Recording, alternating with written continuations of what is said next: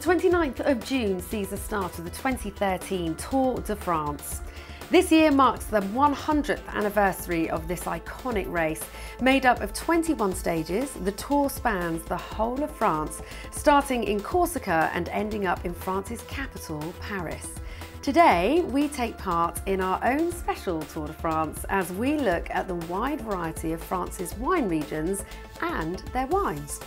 Gerard Basset will be guiding us on our tour. He is a well-known world champion sommelier and is the only person to ever simultaneously hold the Master of Wine, Master Sommelier and MBA wine honours. Hello, Gerard. Hello. Well, it's an honour to have you with us today. It's a pleasure to be here. Thank you, and I'm looking forward to going on this journey with you. So, the riders are starting in Corsica and then they go on to Nice. I wonder if you could give us a little wine tour of their journey through the south of France. Yes, well, the south of France is a beautiful part of France, offers a wide variety of style, flavour and taste. So, lovely wines with a touch of herb, thyme, laurel, also olive, wonderful. Sounds delicious. All sounds rather refreshing, but I'm thinking about all of the pedalling and how much I like to jump off that bike from time to time and put my feet up. So what if we happen across a lovely beach and we want to do some al fresco dining? What would I have to drink then?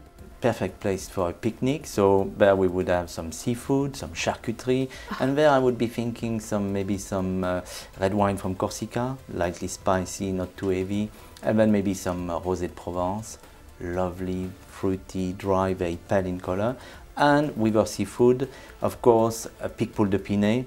It's a dry white wine, very fresh, very light, beautiful, very refreshing. That sounds amazing. We then, of course, arrive in Avignon in the Rhone Valley. What can I expect to drink there?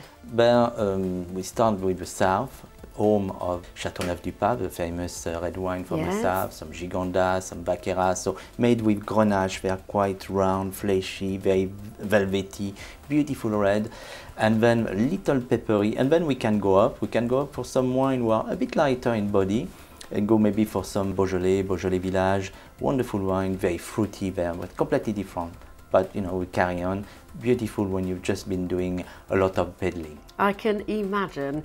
We then head southwest and it's quite mountainous there, isn't it? So how would that make the wine different? Oh, there we need something strong, powerful. So I think I've got the thing for you, a Madiran made with a Tannat, very firm. And to match that, we will serve you some cassoulet or some duck confit. And the Madiran will cut through all the richness, will be a perfect match. And then can have a few hours rest, and to restart we could have a glass of Bergerac, a white Bergerac, slightly aromatic but not too heavy, a very dry white, beautiful.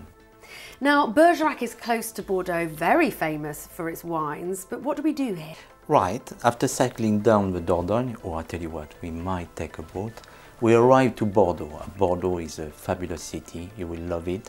There we need to have a meal, an evening meal of course. We'll have maybe several wines, but we'll have a Médoc. Médoc, very classy red, firm but elegant, smelling of blackcurrant, pencil lead, really wine who can age 20, 30 years. Or Saint-Emilion, we could go to Saint-Emilion on the other side, and there you have wine who are slightly ronder, more velvety, made with Merlot, Cabernet Franc, very perfumed, but also very classy wine. You will love them. You're doing very well at wooing me here, Gerard. I am there. We then arrive in the Loire, which I believe is the longest river in France. You're absolutely and very correct. popular as a holiday destination as well. Indeed, a lot of British go there. It's a beautiful area. It's very long, so you have variation. And then we could start with a Muscadet, very bracing, dry white, perfect with muscle. Then we would move to, the Tour area, and there I've got a beautiful dish for you. A rillette. I don't know if you had a rillette before. I haven't. What's that? A rillette is start of a chunky pâté, and there I would serve you a chinon with it. So something not too heavy, but will work very well with a rillette. That sounds incredible. That sounds so delicious. So where to from there? Carry on the Loire, and we arrive to Sancerre. I think it will be time to have a beautiful crottin de Chavignol, a little goat cheese. We will have it roasted, with Sancerre is magic.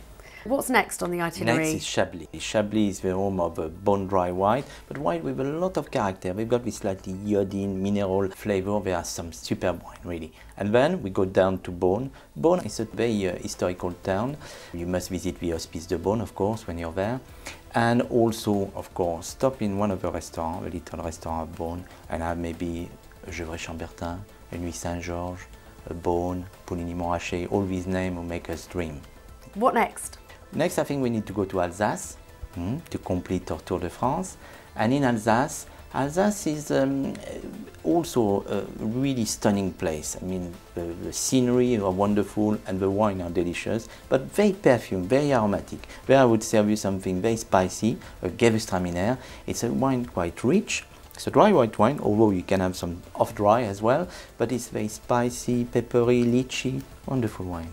So we then turn for Paris and the finish line. Yes, finally. And in Paris, I've got a last surprise for you. After all this pedaling, we need some sparkling wine. Yes, we do. Some champagne, some Crémant de Bourgogne, Crémant d'Alsace, Crémant de Loire. Really, we can only celebrate our Tour de France with sparkling wine. Perfect ending. Well done, you. So there you have it, our very own wine tour of France. I'm exhausted, but I've enjoyed every delicious moment. My thanks to Gerard Basset for joining us.